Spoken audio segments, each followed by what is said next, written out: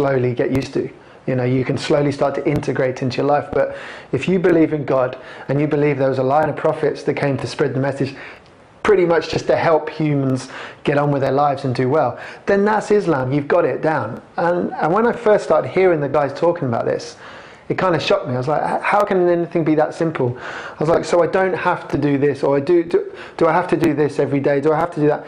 Like, look, the way this religion works is pretty much, here's a guide. Okay, here's a guide for life. If you believe that there's something that created everything, okay, a creator. So the universe, everything was a creation. You know, it wasn't just an accident. If you believe in that, then you're Muslim, okay? You believe in one creator that pretty much governs everything, okay? Then all your job is now to keep going down that line, to start investigating more.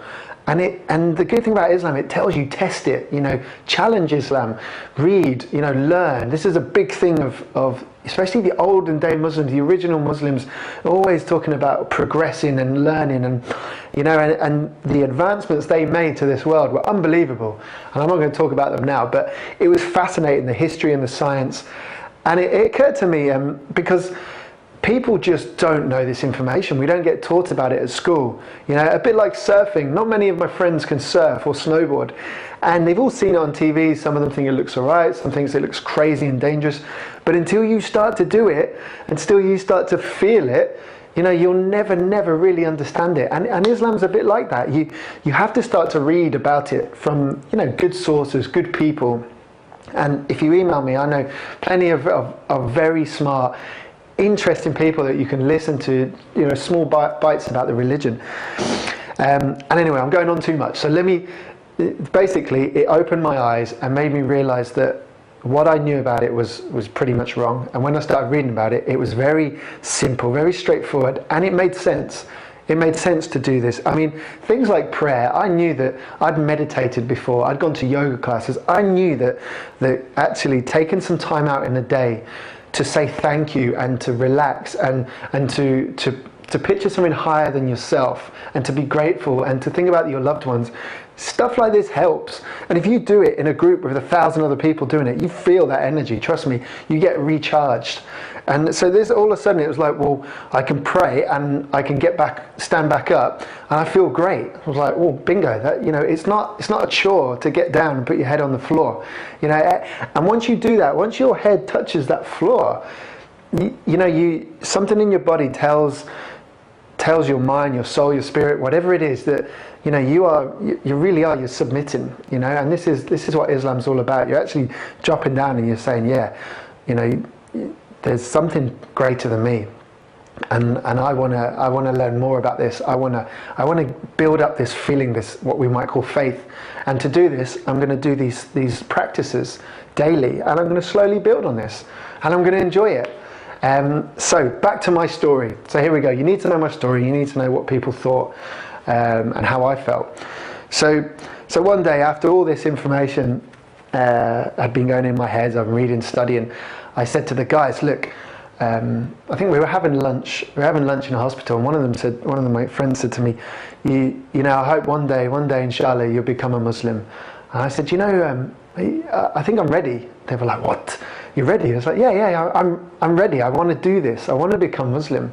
You know, I've studied it. I've researched it. Being a bit of a scientist geek, I believe in it, and I'm starting to feel an urge to go towards it. You know, there's a pulling that I need to do this, and when I feel a pulling like this in my life, I've got to move forward towards it.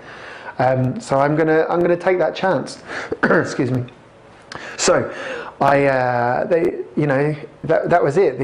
The kind of the ball was rolling, and although you saw me on the video becoming Muslim with the sheikh in the mosque, originally I'd actually said the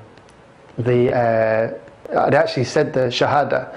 I'd actually said this before. I'd actually gone outside the hospital with two of my friends, because the idea when you become a Muslim, you just need two people to be with you, and you just say that you believe in God. and that you believe the Prophet Muhammad was the final prophet, and you're basically making a statement that you are Muslim, okay? And the Muslims call it reverting. So you're going, everyone's born a Muslim, you know, you go your ways, and then you come back to your original way, which is just to become Muslim, and you just believe in one God, one true God. And I went outside, and these guys helped me with the Arabic words. And I remember saying it and feeling, not really feeling anything at the time, and just following the word, you know, listening to the Arabic words they were saying, not quite sure what they meant at the time. We said it in English and then in Arabic, and then being embraced, hugging my two friends. You know, big smiles, it's interesting at the time. And then I remember walking back in the hospital, walking upstairs, and as I'm walking upstairs, I'm not kidding, my kind of, the sound around me, it's very weird to explain, but so crystal clear in my head.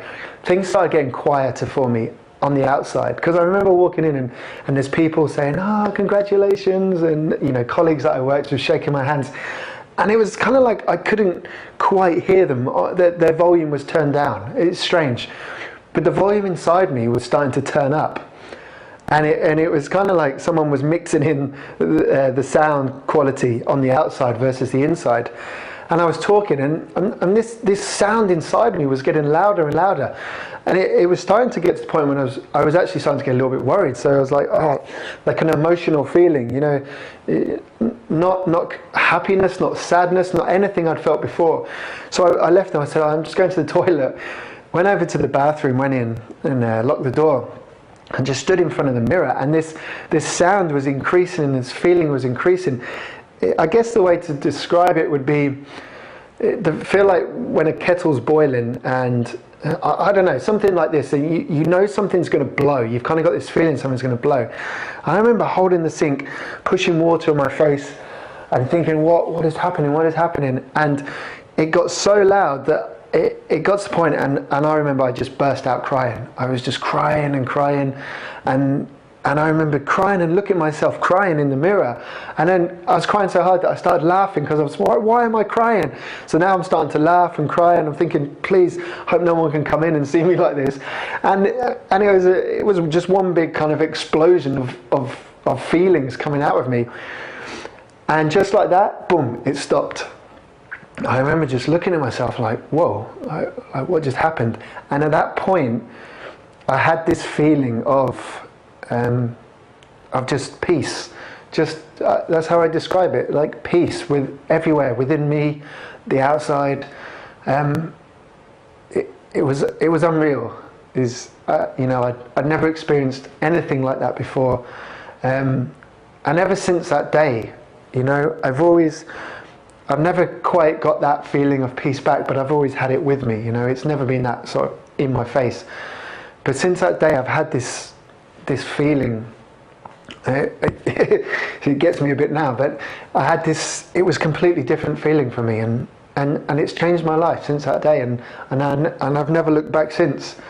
And it's kind of strange talking to a camera about it.